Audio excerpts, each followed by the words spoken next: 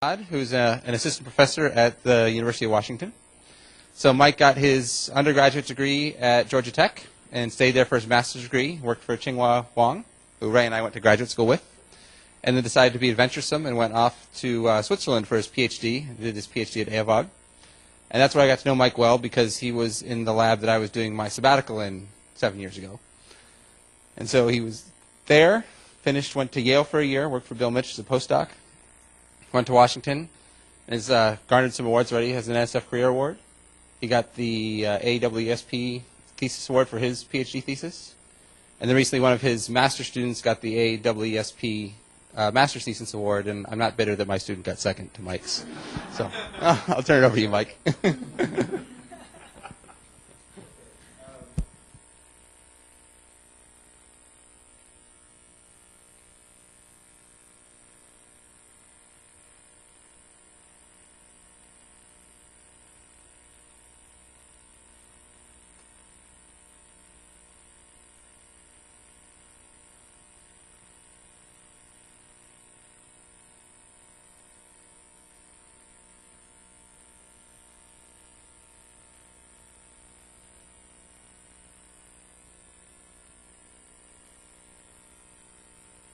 Get my voice?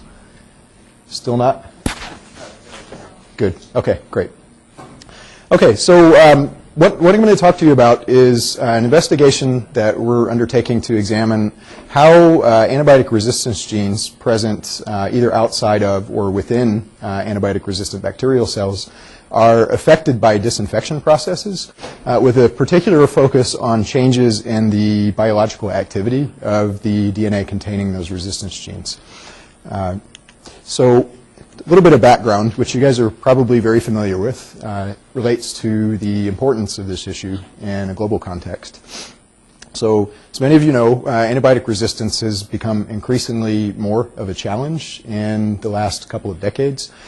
Since the advent of antibiotic usage, back with Alexander Fleming's discovery of penicillin, we have seen increased resistance to pretty much every class of antibiotics that we put into usage via a combination of selective pressure, so actual selection of resistant populations, and also the facilitated exchange of resistance traits through horizontal gene transfer.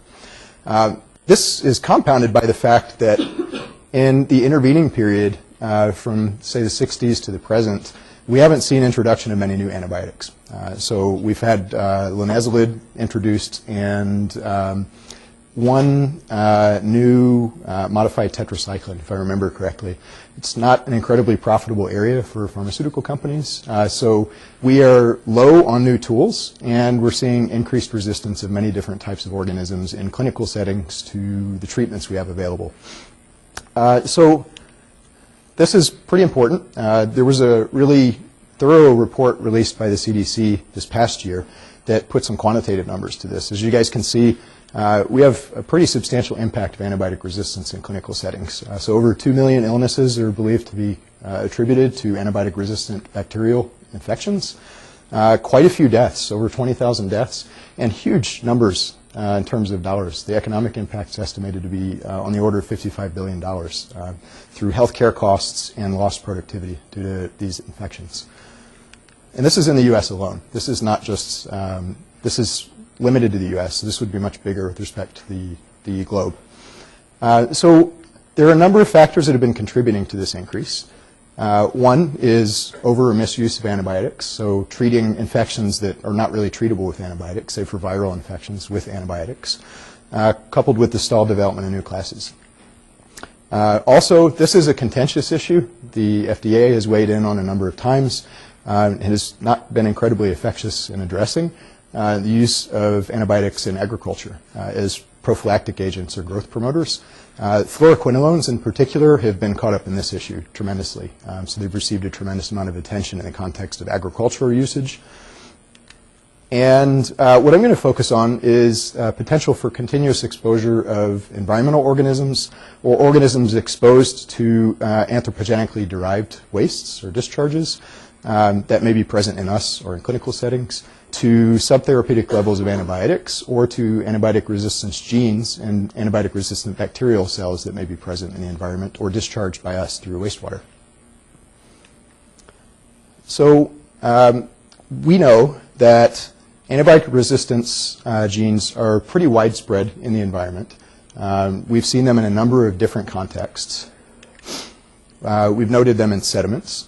So Amy Pruden's work, which is pretty seminal in this area back in 2006, addressed the presence of a variety of different antibiotic resistance genes in sediments in the Poudre River in Colorado.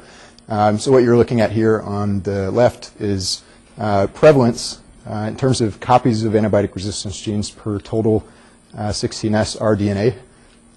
So it's normalized basically to total bacterial cells for 2 sulfonamide and 2 tetracycline resistance genes in pristine sites, relatively pristine sites upstream of anthropogenic impacts, versus the prevalence of resistance genes in urban and agriculturally impacted areas. So you can notice a pretty substantial increase in prevalence downstream of our activities. We've also paid quite a bit of attention to wastewater and sewage. So this is from a nice study that Nadine Sikowski conducted in Switzerland a couple of years ago on the discharge of resistance genes from Lausanne through their wastewater treatment plant and into Lake Geneva. So what you're looking at is a transect showing the prevalence of total fecal coliform cells, 16S DNA, rDNA, and 2 sulfonamide resistance genes. On the left plot shown in absolute concentrations, so copies per mil, as the water or waste passes from within the city out into the lake. So this is the effluent of the wastewater treatment plant, and this is a sediment in the lake, if I remember correctly. And this is close to the drinking water intake for one of the communities located outside of Lausanne. So you can see a decrease in the concentration of genes as they are diluted out into the lake. But what's interesting from Nadine's study is the normalized levels leaving the treatment plant. So you can see that the relative abundance of the sulfonamide resistance genes, SOL1 and SOL2, actually increased after the effluent left the plant. So number of bacteria, total bacteria went down, but the proportion of the population that was resistant to the sulfonamides actually increased. So that's something that's been noted by a few other investigators in the context of various types of wastewater treatment. So this is a study you guys may be familiar with from Tim's group here. This is focused basically on the importance of wastewater plants as sources of resistance genes. So this is a few different resistance genes sampled from a wastewater discharge nearby into the receiving waters downstream, showing basically the relative levels, actually these are absolute levels, concentrations in gene copies per mil, of 3 different tetracycline resistance genes and an integrase gene related to class 1 integron, which is a very important type of integron related to antibiotic resistance exchange or gene transfer. And what we're seeing basically is background is negligible for 2 of the tetracycline resistance genes, a little bit higher for TET-W, but the contribution from the wastewater plant is huge to that relatively pristine system. So this is an important point source, a wastewater discharge. And it's important to note this is actually a tertiary treated effluent. So if I remember correctly, this is actually treated by sand filtration and disinfected. So this is subjected to pretty substantial treatment, and it's still releasing a substantially higher number of genes and concentration relative to what's actually present in environmental systems. Granted, it's diluted, but this emphasizes that wastewater is a significant source of resistance genes into the environment. And I think this is one of the most striking studies to come out of recent years. This was conducted by investigators at the University of Michigan, showing the prevalence of resistance genes. So this is SOL1, normalized to 16S rRNA, the rRNA gene. On the left, in the bars, in one plant and the distribution system associated with that plant. And it's either a community in Indiana or Michigan, I can't remember which, one or the other. But what's shown here is essentially an increase in prevalence of the sulfonamide resistance gene in tap water. So this is actually in tap water that's passed through a treatment plant and has reached consumers. They found significant levels of resistance genes in biofilms within distribution systems. So these are disinfected distribution systems. So this is something important to note for both SOL1 and SOL2, two sulfonamide resistance genes. We actually have bacteria surviving in distribution systems, as you guys are well aware, and a substantial proportion of these may harbor antibiotic resistance genes. So why are the genes important? Why am I focusing on genes and not necessarily on the bacterial cells themselves? So this ties into mechanisms of horizontal gene transfer. So there are three primary types. They'll just go through quickly. You guys are probably familiar with conjugation as a means of exchanging plasmids in particular. So conjugation will require two metabolically active bacteria to exchange DNA bidirectionally or maybe unidirectionally through a pilus, so that you can end up with basically transconjugation or conjugation of a resistance trait from a resistant organism to a non-resistant organism. So you end up with a transconjugant that's resistant with the trait that the donor possessed. Transduction, on the other hand, would involve basically accidental uptake or incorporation of a resistance gene into a viral genome for DNA viruses, in which the viruses, during lysis, are released from an infected cell into the surrounding environment and can end up infecting another cell, and during lysogenic growth can contribute resistance traits to the infected organism. So you have transduction leading to transfer of genes from dead cells, basically. The third mechanism, natural transformation, which is actually what we're focusing on as an analytical tool. It's not phages that transfer the DNA from dead cells, it's actually free DNA.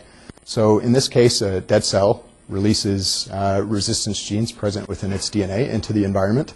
And related organisms, so generally species that are relatively closely related or of the same strain, that are not resistant to the antibiotics to which the donor is resistant, can take up that DNA and incorporate it into their genome.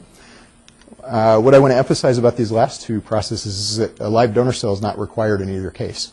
So this originally struck me as interesting because it made me think and ask the question, what happens if we disinfect an organism that contains a resistance gene but contains a gene that's transmissible by one of these two mechanisms? Could it be taken up by other organisms in the environment even though the original cell is dead? And the related question to that is, during disinfection, is the gene actually deactivated during the process of killing the organism? So the reason that we're really interested in this in the context of drinking water and wastewater relates to increasing prevalence of incidental reuse of wastewater and also purposeful reuse of wastewater as it ties into our urban or peri-urban water cycles. So this is just kind of a schematic diagram emphasizing probable sources of resistant bacterial cells and resistance genes in the environment and how they may cycle back into our water resources. So the blue arrows basically represent a hypothetical load of resistant bacterial cells and resistance genes from point sources and dilution or removal through treatment as you have progressive treatment back into the environment. So what I'm emphasizing here is basically agriculture and confined animal feed operations or aquaculture operations as potential sources of genes during storm events, or in the case of aquaculture, basically through unmanaged release into surface water resources, release from individuals undergoing antibiotic therapy into sewer systems, passage through wastewater, which I've already mentioned, into the environment, even in the case of disinfection, and back into surface water, groundwater resources, and the reuptake of those resources for drinking water supply, or potential exposure. I don't have this indicated on here, but potential exposure through recreational use of water to organisms or genes that are present in these systems. And eventual cycling back to individuals who may be undergoing antibiotic therapy or not, where these genes, whether they're present in pathogens or organisms that may exchange with commensal organisms, could be taken up and integrated into populations inhabiting people. So what we're emphasizing in our work is how disinfection processes can affect these cycles, where they might be important, and what they do, basically. So we're trying to look at how disinfection processes affect gene stability and gene fate in the environment. So we're focusing, A, on wastewater treatment and the effectiveness or efficacy of disinfection processes we apply on wastewater plants. as well as in drinking water facilities. And in an extension of our work, we're also looking at the process of disinfection in healthcare. So looking at the use of healthcare disinfectants that we use to disinfect tissue, wounds, instrumentation, or scalpels or other instruments used in medical care. Okay, so to get into specifics a little bit, what we're looking at is the question of whether the process of disinfection in which a disinfectant interacts with a bacterial cell, shown here with some hypothetical gram-positive cell, whether that interaction leads to a direct degradation of DNA present within the cell, or whether cell death proceeds by interactions with other constituents of the cells, leaving the DNA intact. The question we want to answer is, can we eliminate the possibility of gene transfer by inactivating the ARGs, antibiotic resistance genes? Are commonly used water and wastewater and healthcare disinfectants degrading DNA at the same time they kill cells, or does cell death proceed by mechanisms that don't even associate with DNA, leaving the DNA intact? Just as a first pass of evaluating these possibilities, we examined known reactivities of various disinfectants toward nucleic acids, either toward mononucleotides or to whole DNA, based on prior studies. During this review, basically came up with the following characteristics of the 7 disinfectants I'll talk about today. So 5 of these are very important in water and wastewater treatment. So free available chlorine, which I'll abbreviate as FAC from here on out. Monochloramine, chlorine dioxide, ozone, and UV light at 254 nanometers, so germicidal and UV light, are all very important in water and wastewater treatment. Some more in wastewater and some more in water treatment, drinking water treatment. And ethanol, hydrogen peroxide, and phenol, which I'll get to later, are primarily associated with healthcare disinfection when we're not activating H2O2 for AOPs. So I'll maybe discuss that briefly in the context of some of the hydrogen peroxide work, but we're really looking at H2O2 in this context as more of a healthcare disinfectant. Okay, so first question we wanted to ask is, what are the cellular targets when we disinfect with these disinfectants? We can compile a list for all of them, and what you note about these is that not all of them target DNA. Some do and some don't. So chlorine, ozone, and UV light will attack DNA, so they're reactive toward DNA, whereas monochloramine and chlorine dioxide are not known to be very reactive toward DNA. So if you put DNA in a solution containing chlorine dioxide and monochloramine, it's quite stable. Likewise for ethanol and phenol, which we actually use to purify DNA and DNA extraction in our own methods, we don't expect DNA degradation during disinfection of cells. Ethanol, of course, is commonly used for disinfection of your hands. So you guys have all seen the dispensers or Purell gels that use ethanol for disinfection. Hydrogen peroxide, of course, used to disinfect wounds. This is common in healthcare as well.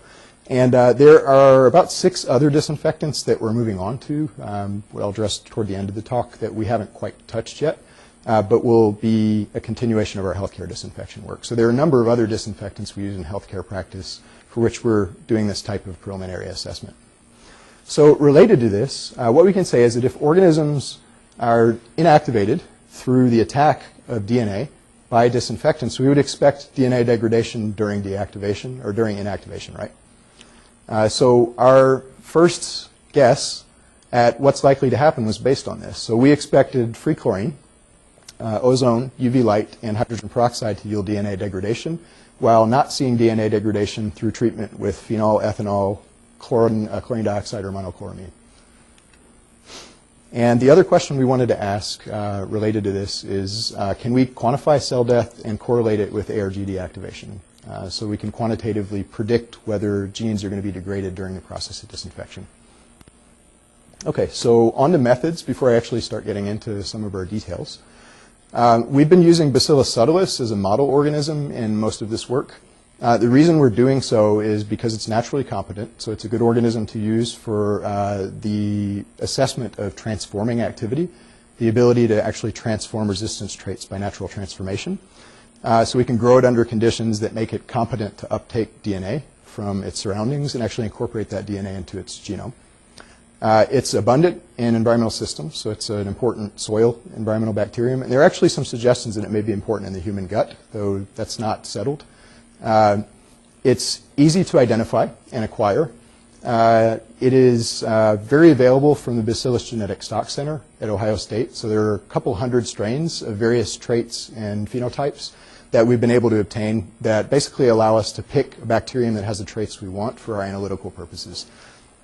And its genome is fully sequenced in the case of the 2 strains that we're using. So what we've been using are Bacillus subtilis 1A1, or 168 as it's more frequently known. This we're treating as a wild type, although it's really a mutant of a wild type. But for our purposes, it's a non-resistant recipient cell. So it has a wild type trait of non-resistance or susceptibility to antibiotics. Bacillus subtilis 1A189 is our resistant donor. So this is a mutant related to 168, which possesses a point mutation that confers multi-drug efflux resistance through an efflux pump mechanism associated with the BLT efflux pump that's, again, associated with this point mutation, which is just upstream in the promoter region of the BLT gene. So this is essentially the same as 168, aside from the point mutation. So we use that as a chromosomal DNA donor to 1A1 or 168. So in the process of preparing our samples in DNA extraction, we're using an in-house method rather than a commercial method for DNA extraction to maintain high molecular weight of our DNA to minimize shearing basically during the extraction process, so we can get as long genetic genomic DNA as possible to maximize transformation efficiency for analytical sensitivity. So what we're doing is subjecting, in the case of water and wastewater disinfection as well as healthcare disinfection, our organisms and our extracted DNA to various treatment conditions. So in our extracellular case, what we're doing is extracting DNA from our antibiotic resistant bacterial cells prior to treatment. So we take our cells and we perform the extraction according to the Cyto et al. Procedure with phenol, chloroform, and isoamyl alcohol. And we then subject that extracellular purified DNA to either chemical disinfection or physical disinfection with UV light. And then we obtain our samples with no further purification and analyze those by a couple different protocols. So our treated extracellular DNA is analyzed by qPCR. So we've set up qPCR methods for this DNA from our 1A189 cells to analyze 2 different amplicons. So we're examining a 266 base pair long amplicon, which we'll call a short amplicon, and an 832 base pair amplicon, which I'll refer to as the long amplicon. The reason we're doing that is because we're performing a kinetic assessment of reactivity of the amplicons. We wanted to examine how accurately amplicons of different lengths capture damage sustained by a chemical treatment or UV treatment. So this will be a little more apparent later. The DNA binding dye we're using is evergreen, which allows us to extend the length of the amplicons to higher than normal sizes. So we'd usually be monitoring sizes below 250 base pairs or so. Just for reference, the total length of the BLT gene with which the efflux pump is associated is about 1,202 base pairs. So what we're monitoring with qPCR is the measurement of extracellular gene degradation kinetics. So we're just looking at kinetics of degradation of the amplicon that we're amplifying as a proxy for degradation of the DNA. And we're using our culture-based transformation assay, in which we monitor transforming activity, as a measure of kinetics of deactivation of the genes, so the loss of transforming activity. So when I say degradation, I'll be referring to chemical loss of signal in terms of copy number, and deactivation with respect to loss of activity or transforming activity of DNA. So just a little more info about the transformation assay. What we're using is either extracellular or intracellular DNA. So in the case of extracellular experiments, we pre-extract from our donor cell, our resistant donor cell. We purify the DNA, and we treat it. And the treated DNA is then inoculated to a culture of our 1A1 strain, our non-resistant recipient strain, that's been grown under conditions to induce competence. It's incubated under conditions to allow uptake of DNA, and after the uptake period, the reaction's quenched by addition of DNase to degrade residual DNA, so we can stop the transformation process. And then we plate on non-selective and selective media. So in the selective medium, we're amending with acroflavin, which is one of the agents to which the organisms are resistant, but we could use fluoroquinolones, we could use ethidium bromide, chloramphenicol is another possibility. So this acroflavin is just a convenient tool for selecting the organisms. And on the non-selective plate, we're basically using nutrient agar. So we'll use a nutrient or nutritious agar for this case, and nutritious agar amended with selective agent for this case. On this plate, we basically measure transformants, and on this plate we measure total cells in the recipient culture. So we can normalize the transformant count to the total cell count in the recipient culture to get a transformation frequency, which we then, in our experiments, can use to quantify loss of activity. So we'll reference the initial activity, or reference activity at any point of treatment to the initial activity to get a residual activity measurement. So we have a quantitative measure of the activity of the DNA. Okay, so one more note about methods before I go on to data. In the case of intracellular experiments, we're treating whole cells. So I mentioned we treat extracellular DNA, which has already been extracted from our donor cells. We also treat the donor cells themselves with disinfectants to examine what happens to the genes inside of the cells, and then we extract the DNA after treatment. So in this case, we're subjecting the whole cells, the viable cells, to treatment, and then we end up concentrating the treated cells and the cell debris remaining in solution on a 0.2 micrometer polycarbonate filter. We wash off the cell debris and residual viable cells into a phosphate buffer. In parallel, we also plate the residual viable cells to examine how many are still alive in solution during treatment so that we can correlate activity and copy number measurements to residual cell viability. And then we measure 5 different endpoints in this case. So the 2 I already spoke about are what I'll focus on predominantly today. But we also have been monitoring in these cases fragment size by pulsed field gel electrophoresis to monitor strand fragmentation. We also monitor individual mononucleotide concentrations by nuclease P1 digestion followed by HPLC. So we basically degrade the DNA into its monomeric constituents and monitor the concentration of each base. The reason we do that is because we anticipated certain bases would represent preferential targets for certain disinfectants. So we could glean some insight into mechanisms of DNA degradation through this analysis.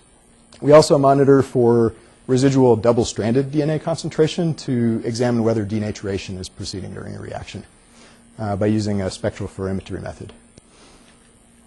Okay, so in the case of the PFGE, nuclease, and spectrophotometry methods, I'll go ahead and say we really didn't see much in terms of correlations with activity loss or copy number loss, except for hydrogen peroxide treatment, which is a very interesting case. So I'll come back to that later. So really not much is going on when we monitor by these treatments. The qPCR is exquisitely more sensitive than these to very small amounts of damage because it can capture basically a single hit within the amplicon, whereas these are bulk analysis methods. You need much more damage to be able to see something happening here. And also the transformation assay captures very, very limited damage. Okay, so on to the data. Let's talk a bit about water and wastewater disinfectants first. So we'll talk about the 5 disinfectants we're looking at. First, I want to show you results for free available chlorine, for FAC. And what I'll emphasize first is that the kinetics of degradation of the amplicons we're looking at by chlorine are actually relatively complex. So what we see is what looks like an accelerating reaction with exposure as we treat the DNA with chlorine. So this plot basically shows the natural log scale residual copy number of our 832 base pair amplicon versus the initial copy number of the 832 base pair amplicon versus time in a solution that's exposed to varying concentrations of chlorine. So as we treat with chlorine, we see progressive degradation at our lowest exposure. This is 35 micromole per liter chlorine. As we raise chlorine concentration, we see an increase in rate. Now, what we noticed about this is that actually, if we just focus on the initial phases of the reaction, we have roughly first-order kinetics early on. And what we think is going on, I'm going ahead and mention this, we're looking into a lot more deeply now, is progressive denaturation of DNA, which exposes single strands to chlorine, which allows the rate to accelerate. So basically, you start with double-stranded DNA. What we think is going on is you substitute on thymidine or guanosine heterocyclic nitrogens, you disrupt hydrogen bonding, and you unzip the double strand. So as it unzips, the single-stranded DNA becomes more exposed to chlorine, and it becomes more reactive. So we actually see an acceleration rate. So what we did in this case, just to assess whether the reaction obeyed first order or second order, was to focus in on the initial phase, assuming that would provide a conservative estimate of the reaction kinetics, and picking a point within which we saw minimal deviation from first order kinetics, and extracted rate constants, first order rate constants from these plots, which we then normalized to log base 10 scale, plotting the first order rate constants versus log chlorine concentration. And on our log plot, we get what looks like first order. So we get a slope of 1, which suggests the reaction actually is first order, even though it's accelerating. It's just accelerating with an increasing first order rate constant, with increasing chlorine concentration. So from the data on this plot, we could replot the first order rate constants in linear scale to determine a second order rate constant for this initial phase, which we calculated as 44 per mole per second. This is actually pretty consistent with the measurement of reaction kinetics for DNA with chlorine by Walter Prutz, who performed a study on reactivity of DNA toward a number of disinfectants about 10 years ago.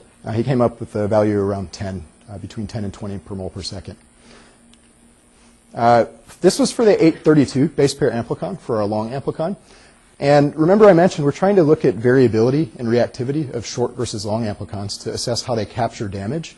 And what you'll note here is the 266 base pair data, which I'm not showing up here, but which looks basically the same, just with lower kinetics, is less reactive than the longer amplicon, basically because it possesses more bases.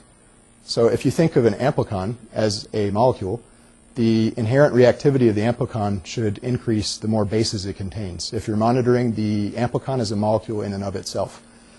So each amplicon is a composition of 266 to 832 base pairs. So the more bases you have, the more targets there are within the amplicon. We're capturing basically a single hit with the qPCR method. So we see the probability of a single hit occurring within the region of the amplicon. So we would expect more bases to translate to higher reactivity. And this basically bears that expectation out. Okay, so move through the kinetics for the other disinfectants a little bit faster so we can talk about activity. What we saw with the amplicon kinetics for monochloramine is much, much slower kinetics. So I mentioned monochloramine reactivity toward DNA is quite low. What you're seeing here is a reflection of that. So this is the same type of plotting for monochloramine, which actually does exhibit first-order kinetics throughout the exposure period. And what we're seeing from this data is second-order rate constant calculated for our long amplicon of only 0.13 per mole per second. So it's several orders of magnitude lower than for chlorine. The 266 base pair amplicon is likewise quite a bit slower. For chlorine dioxide, we see something similar. We see dramatically lower reactivity compared to free chlorine, even though chlorine dioxide is often thought of as a more reactive oxidant toward many substrates. So we calculated 7.1 and 3 per mole per second as our rate constants for the long and short amplicons in these cases. For ozone, we see the opposite case. We see actually much higher reactivity. What's happening here, I believe, reflects the direct attack of ozone on either thymidine or guanosine backbones. So ozone can actually ozonolize the double bonds in thymidine, and it actually reacts at approximately that second-order rate constant with the mononucleotide. So Clemens von Sontag's group measured this rate constant for thymidine itself and also for guanosine. This is very close to what we see for the individual monomers. So I think what's going on is basically you have double-stranded DNA, and ozone actually attacks the double bonds in the 5 to 6 position on thymidine, and may react with an aromatic proportion or portion of the purine guanosine base. So here we have orders of magnitude higher reactivity for ozone. So far these results align with our expected reactivities. And again, these are for degradation kinetics, not deactivation kinetics. Okay, and on to UV. UV we treat a little bit differently since we're exposing to light rather than a chemical disinfectant.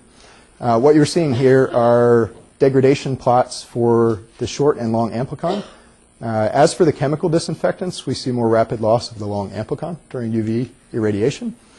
If we plot in natural log scale versus fluence as a measure of light exposure, we can extract a second order rate constant from these plots. So this is for treatment of 1 milligram per liter DNA, as were all the other conditions. What you'll see in this case or note is basically there's a bit of a tailing off at higher exposures, which may represent an equilibrium between photodimerization and photodissociation of the photodimers. So when UV irradiates DNA, we get often thymidine-thymidine dimers. At high enough exposure, one might expect those dimers to photodissociate. So you get basically an equilibrium and essentially a maximum inactivation at a certain point. So this is again a natural log scale.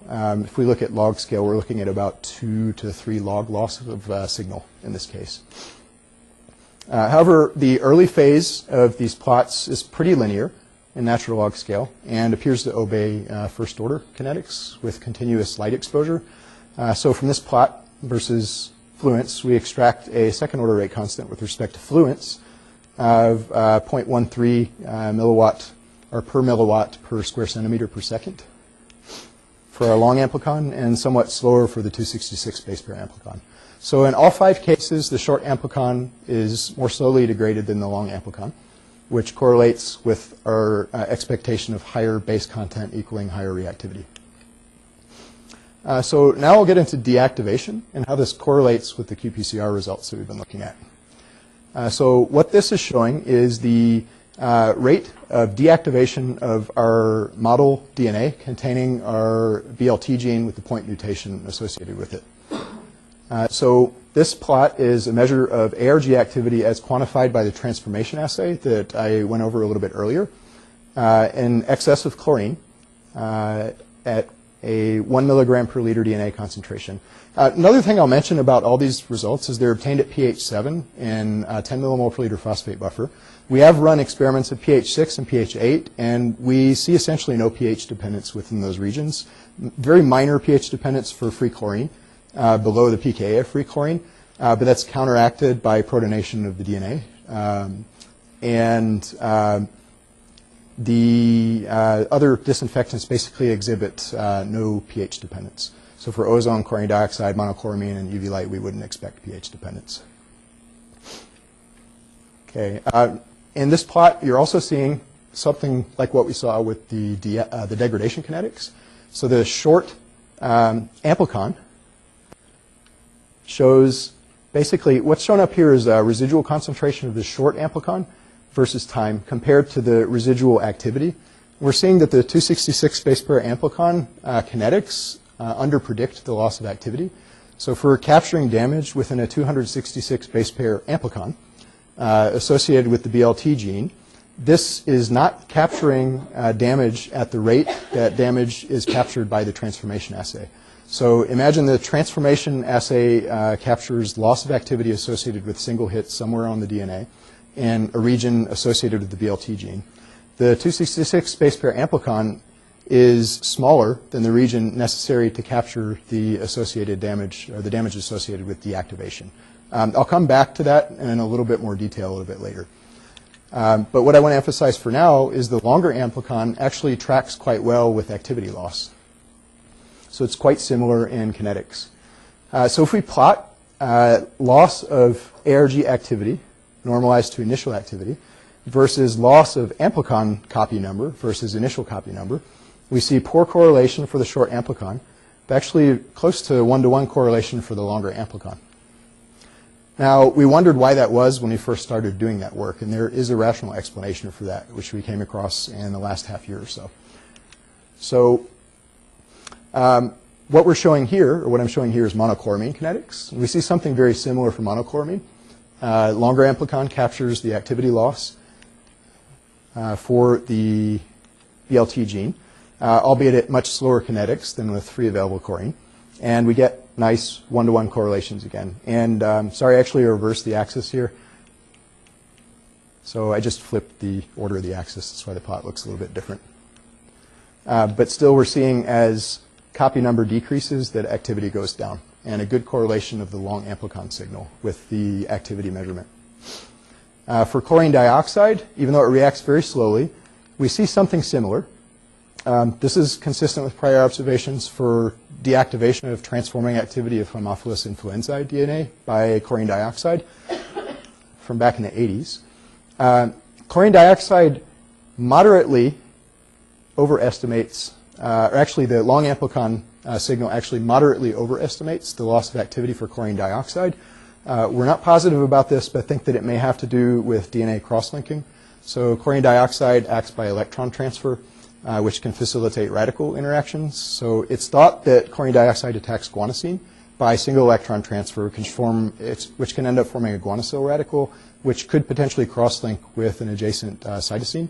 So you may end up with a cross-link between strands, which disrupts qPCR analysis at a higher efficiency than transforming activity is disrupted, because the organisms to which we're providing DNA do have repair capabilities. As they uptake DNA, they may actually dissociate that cross-linking lesion in the double strands and incorporate intact DNA in. So the overestimation may have a reasonable explanation, but we saw this in pretty much all measurements. It's close, but slightly overestimates. Okay, for ozone, we see much faster loss of activity, but again tracks with the long amplicon quite well. The rates are so fast that we have a hard time capturing the lowest exposure times.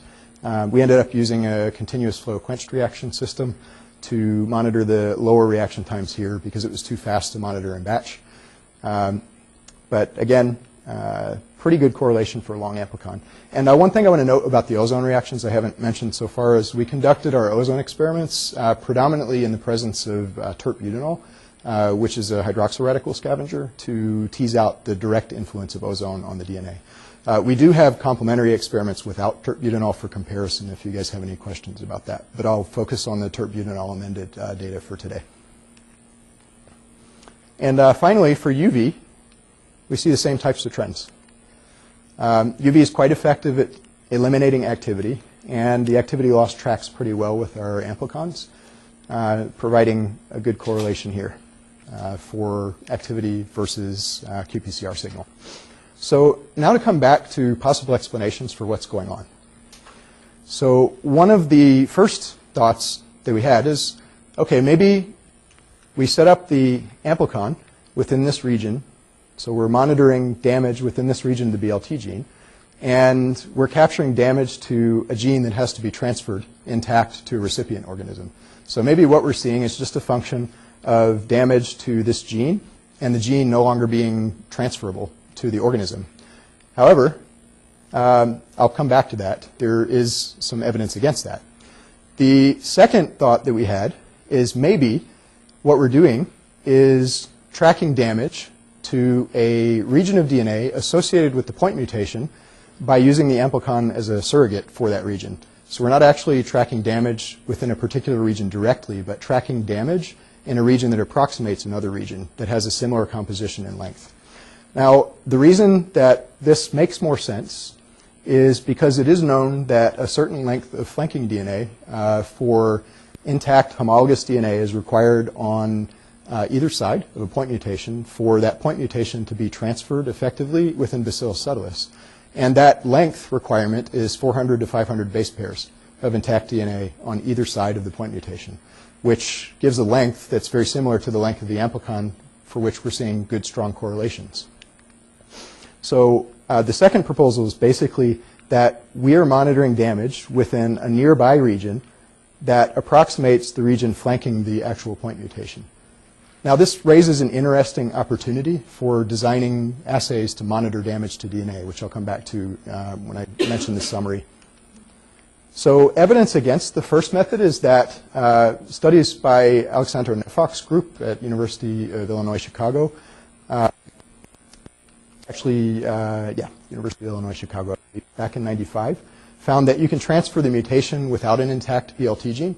So if we're degrading the gene, that shouldn't necessarily stop the possibility of the mutation being transferred. But this proposal is fully consistent with known mechanisms of Bacillus subtilis transformation.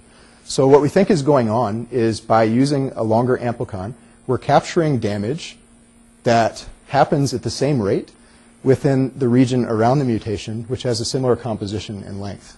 So we need to have basically 800 to 1,000 base pairs of intact DNA surrounding the mutation. And by monitoring a similarly sized amplicon, we're capturing damage with the same kinetics as damage actually happens to the point mutation region.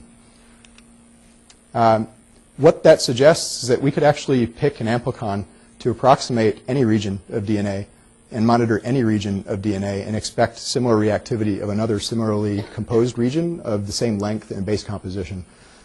So that this actually also presents opportunities for predicting the degradation of regions of DNA based on composition. This is actually something that we're looking at now, is whether you can actually predict the reactivity of segments of DNA based on the sequence composition and length. Okay, so I want to go through our intracellular data before I get to the healthcare disinfectants. So in intracellular experiments, we're exposing our whole cells to disinfectant. When we're chemically disinfecting, we quench with sodium thiosulfate before our assay to remove the residual disinfectant. We ran with and without tertbutanol for ozone, as for extracellular experiments. We monitor during the exposure the residual disinfectant so we can calculate a CT level or exposure for disinfection.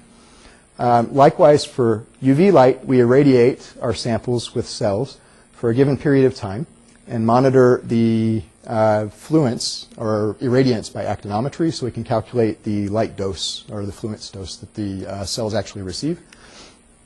And we wanted to be able to use that so we could then harness the rate constants we derive from our extracellular amplicon kinetics to try to predict the loss of amplicon signal and loss of activity during intracellular disinfection. Basically just according to exponential first order models for activity loss. So those are based on the 832 base pair amplicon signal. Okay, so what you're seeing here is results for treatment of antibiotic-resistant bacterial cells containing the BLT gene. So these are our Bacillus subtilis 1A189 cells. This is log scale of residual signal versus initial signal for cell viability, for ARG activity, and for copy number by qPCR.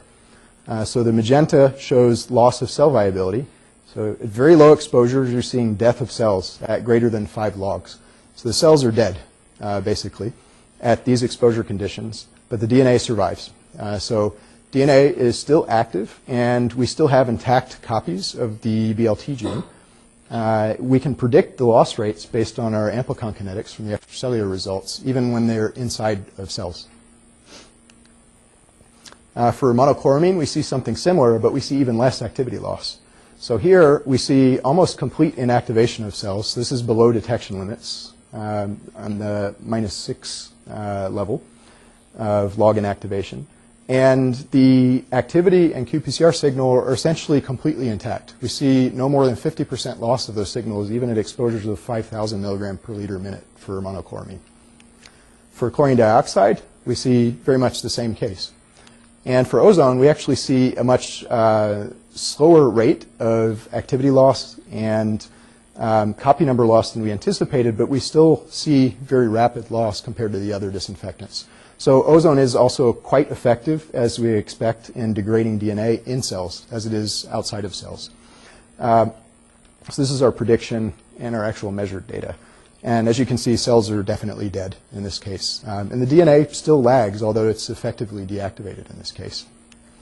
So the activity measurements and copy number measurements lag the ARB cell inactivation in each case. Deactivation kinetics could be modeled pretty well for free available chlorine, for monochloramine and chlorine dioxide, but not for ozone.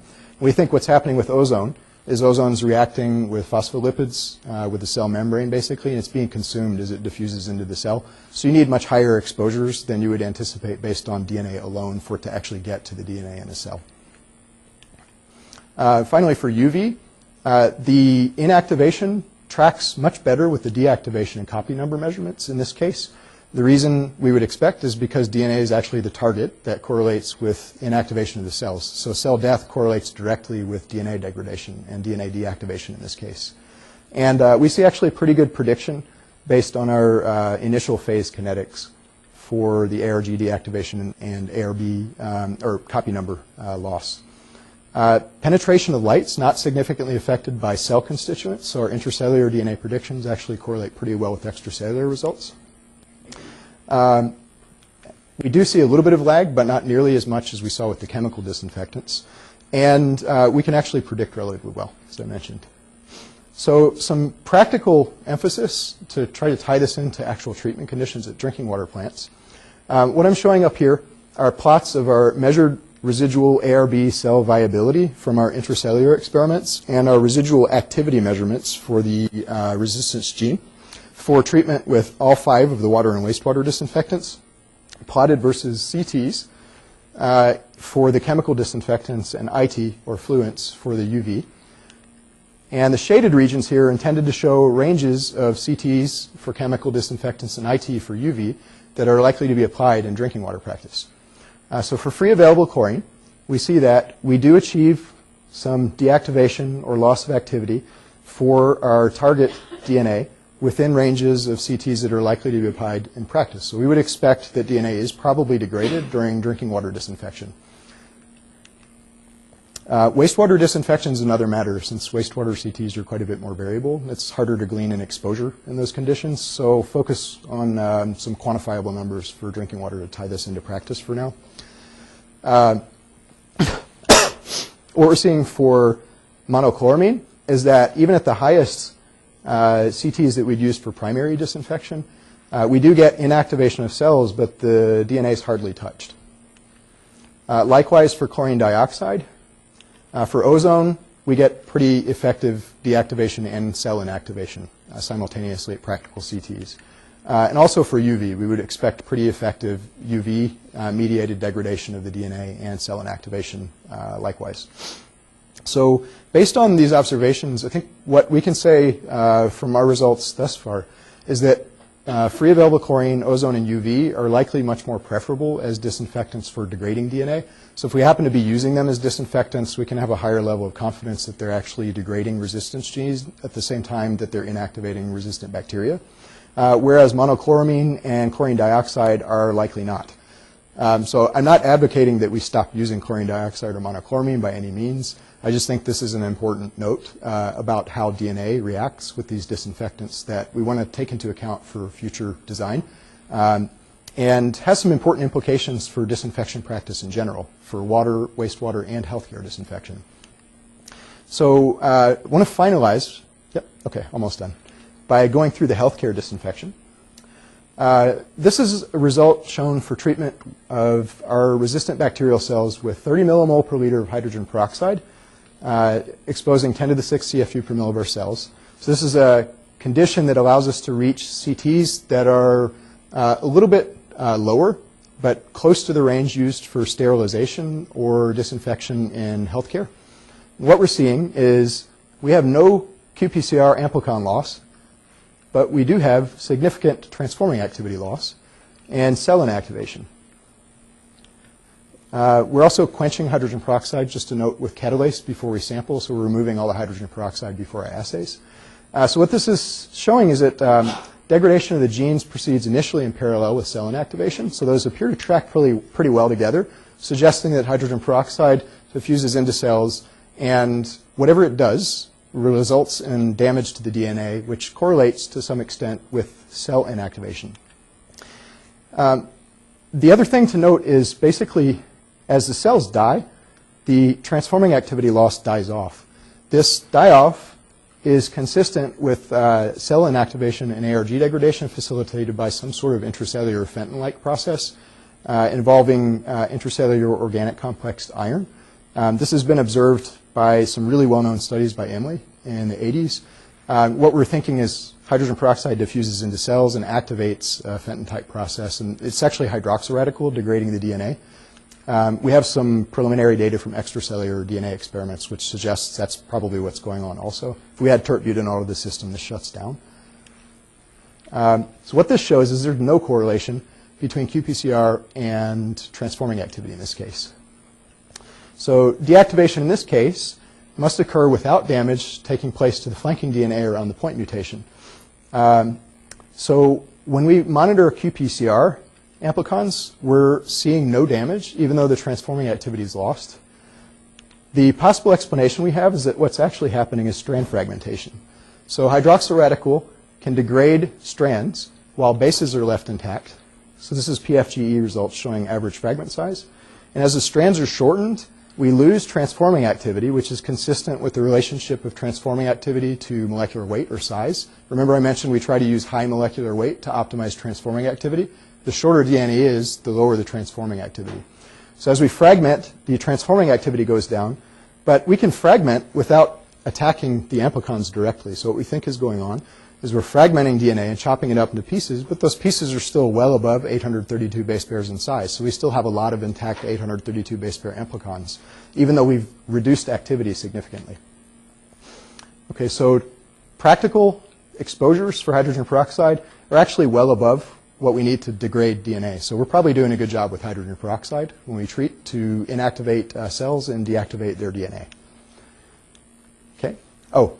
Lastly, I mentioned earlier, ethanol and phenol have no impact on DNA activity. So if we're to disinfect with ethanol or phenol, we may kill the cells, but there's not likely to be any impact directly on DNA activity. So to sum up, chlorine, ozone, and UV eliminate ARG activity quite well, both extracellularly and intracellularly. Monochlorine and chlorine dioxide not.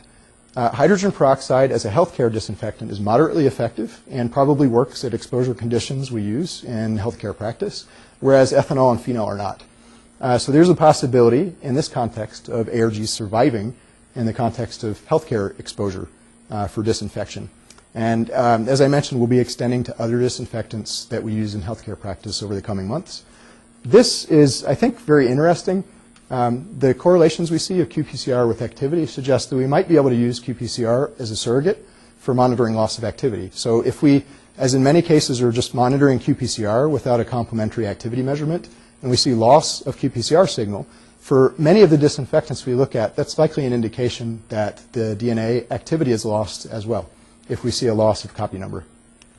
So what we're working on now is extending our work to plasmids containing clinically relevant resistance genes, working with our endospore form of Bacillus subtilis and several pathogen strains that are also known to carry resistance traits. So we'll be looking at this in more of a clinical context, the Streptococcus and the Enterococcus in more of an environmental context. And we'll be extending again to a number of other healthcare disinfectants. So chlorhexidine, benzalkonium chloride are two really notable ones, and also povidone iodine, which you guys may know as betadine. It's the orange stuff that we disinfect with before surgery. And before closing off, I want to thank Perron and Kyle, students who have been working on this, have done some exceptional work. They're very patient, very dedicated, and have been very enthusiastic in the lab. So their graduate work has been really phenomenal, and I really appreciate what they've done. The NSF for funding the work, Dan Ziegler at the BGSC, Heidi Nicolette for helping out with tech support, and Scott for allowing us to use this PFGE system, and of course Amy for suggesting the use of the Eva Green dye. So with that, I'll close. Thanks very much.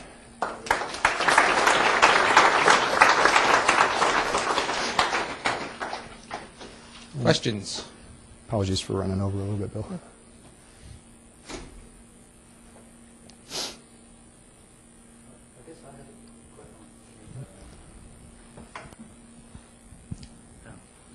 I enjoyed your talk very much, thank you. But I had a question about the fact that you didn't see any pH effect with chlorine. Given you were operating at 7, but over what pH range did you look to see if you had a pH effect? We covered 6 and 8. We saw a pH effect if we had chloride present, if we dropped the pH. And what we think is happening is generation of Cl2 at higher chloride concentrations.